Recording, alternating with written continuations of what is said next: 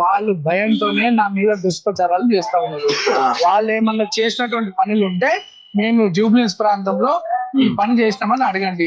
జూబ్లీస్ ప్రాంతంలో పలానా అనిల్ యాదవ్ అని యువకుడిని 3rd డిగ్రీ టార్చర్ చేపిస్తూ వీడియో కాల్ ఎమ్మెల్యేకి చూపిస్తూ సంతోషపడ్డామని చెప్పి ఓట్లు అడగండి. గల్లీలలో బస్తీలలో గన్ని అనే పిల్లగాని ఇంటి మీద మా ఎమ్మెల్యే పై దాడి చేసి ఆ ప్రాంతం భయబంధంగా గురి చేసినామని ఓట్లు అడగండి.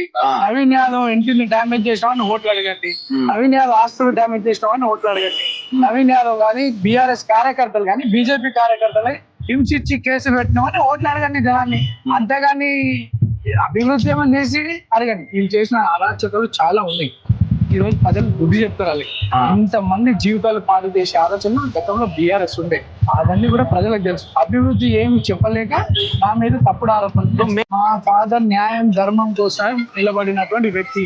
ఈ ప్రాంతంలో చిన్న వ్యక్తి నుండి పై స్థాయి వాళ్ళకి కూడా శ్రీశైలం యాదవ్ శ్రీశైలం యాదవ్ కుటుంబం ఏందో తెలుసు.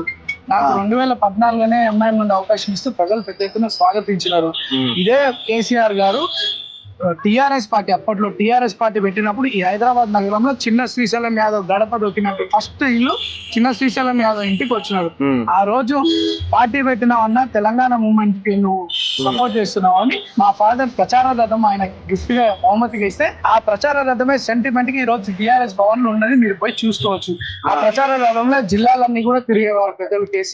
కేసీఆర్ గారికి శ్రీశైలం యాదవ్ ఎందుకు తెలుసు, శ్రీశైలం యాదవ్ కుటుంబం మీద తెలుసు, హరీష్ రావు గారికి కూడా తెలుసు. ఈ రోజు వాళ్ళు చేసినటువంటి అభివృద్ధిని చూపించి ఓట్లు అడగాలి కానీ